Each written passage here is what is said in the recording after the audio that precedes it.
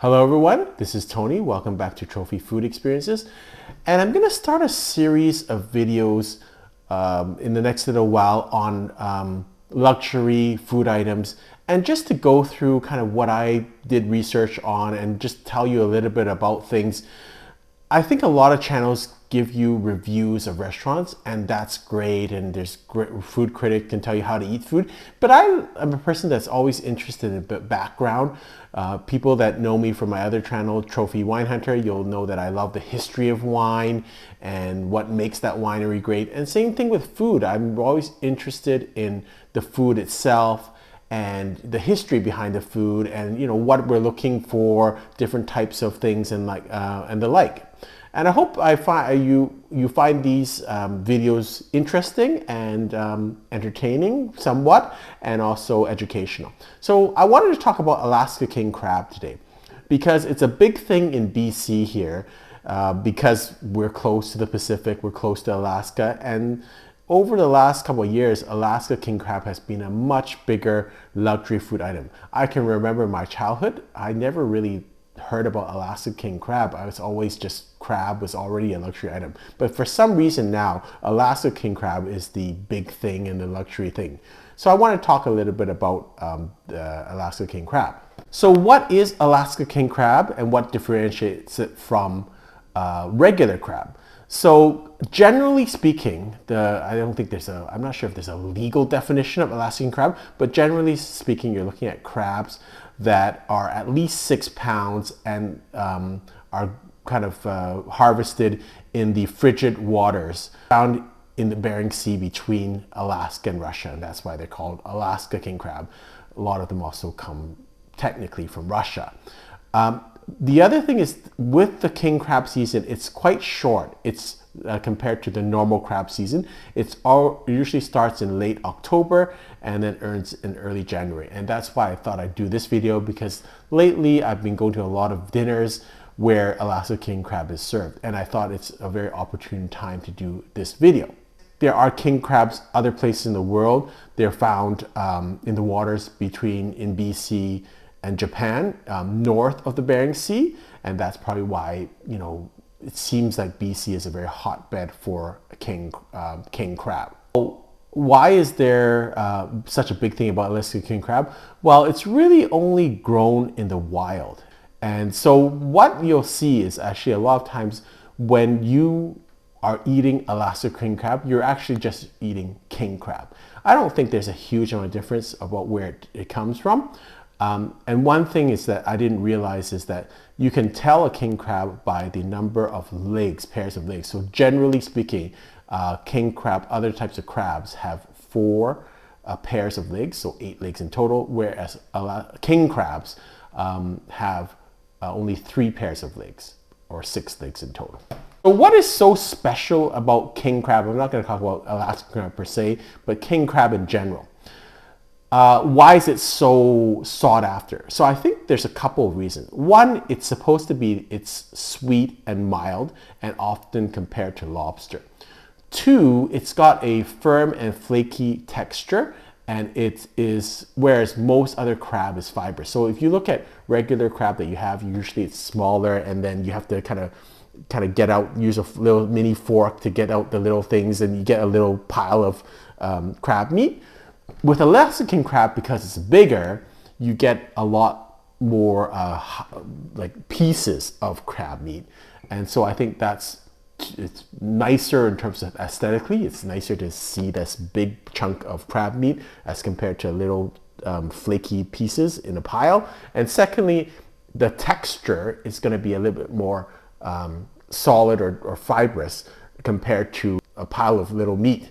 So I think the texture does, and generally speaking, you'll find that king crab meat a little bit sweeter. The other thing is that king crab is supposed to be also lower in both fat and calories compared to other crabs, although I don't think we actually care when we do this, when we eat it. And it's rich in high quality proteins and omega-3 fatty acids. So it's supposed to be very healthy for you, but that's probably offset sometimes by the sauce it's in, and that probably makes it not as healthy. There are approximately 40 different species of king crab, but generally there's only 3 that are commercially harvested in big numbers. The first type is called a golden king crab or a brown king crab, and it might be interesting for you to, when next time you have king crab, to kind of try and figure out which type it is or ask them, where it does come from. So these crabs are caught in the waters around the Aleutian Channel Islands, and they are generally the smallest of the 3 commercially harvested types of king crab. Their shells are golden orange in color, and they have the mildest flavor of the 3 most harvested king crab varieties. And because they're smaller and they have a lower percentage of meat inside their shells, they sell for generally less.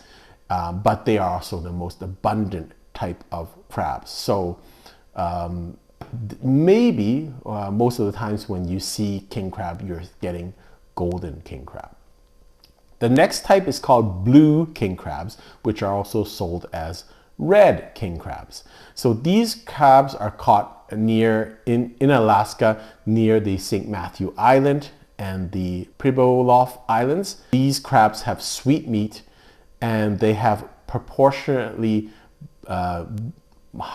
bigger claws and milder flavor compared to real red crabs. Why are they called red crabs? Well, when they are alive, they are actually brown in color with a royal blue highlight, and that's why they're called blue king crabs. But when they're cooked, they turn to an orange red. So sometimes they are called red king crabs because when you see them, they're actually red.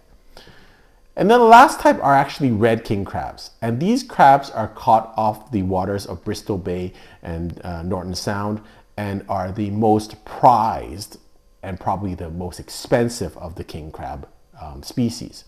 So red king crabs are actually dark burgundy in color when they're alive, and then they turn bright red with a scarlet red highlight on the top of the shell when they're cooked. So again, it's very interesting to kind of next time you have king crab, to kind of figure out what it is and then ask the waiters if they know what it is, and just look at that. But these are considered the best tasting of the king crabs because their meat is very snow white, and they might have a little bit of highlight of bright red. So I guess in summary, the golden king crab are going to be smaller crabs, but you're probably going to see them more often. They're probably going to be less expensive. The blue king crabs are probably maybe sold as red king crabs, but they're going to have bigger claws and a very mild flavor. And then the red king crabs are going to be the most expensive. They're going to have the best texture and flavor, and they distinguish from blue king crabs in that they actually turn bright red instead of orangey when they're cooked. So I think that would be pretty tough to distinguish, but I'm going to try and do that when I go out for king crab and try to figure out which type is which type. I guess you see king crab in different cuisines. In kind of Western cultures, you see it a lot in buffets, the king crab legs. And I don't know if you ever wonder what happens to the rest of it. In Chinese cuisine, all parts of the king crab are actually used. And at the end of this video, I'll probably have some examples. So the legs are used generally, they're just steamed, and they might have sauce or no sauce. Just like when you have it on cruise ships, you'll have these king crabs and they just have butter. It'd be very mild what happens with those. The kind of knuckles or the kind of joints or the higher parts of the near towards the actual shell will be used generally in Chinese cuisine for a second dish that is typically deep fried, and sometimes it's going to be in different sauces. Sometimes it's going to have jalapenos in there to kind of bring out the flavor. And then the last part, the innards within the shell, plus the juices from the first course, which is the steamed course with the legs, will be used and then usually used to have a rice dish and then put back in the shell for a nice design. So all parts of that will be used for traditional Chinese cuisine.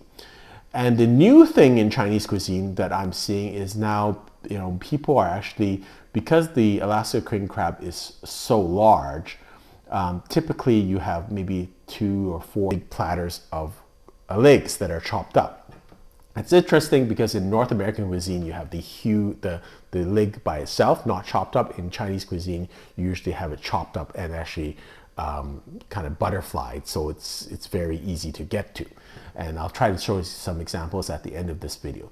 But the popular thing, the new trend that I'm seeing in Chinese restaurants is now a lot of times, because you have different plates, you have like 2 or 4 different plates, huge platters of these legs, that they will try to put different sauces to different ones, and that gives a new variety. So I've seen wasabi mayo on them. I've seen them in like a very hot Sichuan style with lots of peppers. And so that seems to be the new trend, that people kind of now don't just have them steamed with a light broth or light sauce. They now have a much heavier sauce that kind of flavors the the king crab. I hope you've enjoyed this video, and let me know your comments in terms of if you want more of these type of videos in the future. I hope to do videos on like abalone, caviar, geoduck, just to go through the history of things. I think it's just really interesting sometimes to look at different types of food and learn more about them. Hope you've enjoyed this video. Until next time, happy eating. Here are a couple of examples of the preparation of king crab, Chinese style. So the first one, this is just traditional garlic sauce, and there is a little bit of sauce underneath. Sometimes that's used for the dish that I'll show you later in this video. Next is the modern style. What I'm finding is that sometimes people are getting bored of just the traditional garlic sauce, so now they're adding different sauces. In this situation, they added kind of a hot sauce. Different preparation, it just makes life a little bit more exciting. And lastly, this is the preparation where they use what's inside the crab shell and sometimes the sauce from the first dish, and then put it into a rice. Sometimes they bake the rice. It's kind of maybe add a little cheese, a little bit of maybe prawns, and create a very nice dish. Hope you've enjoyed this video. Until next time, happy eating.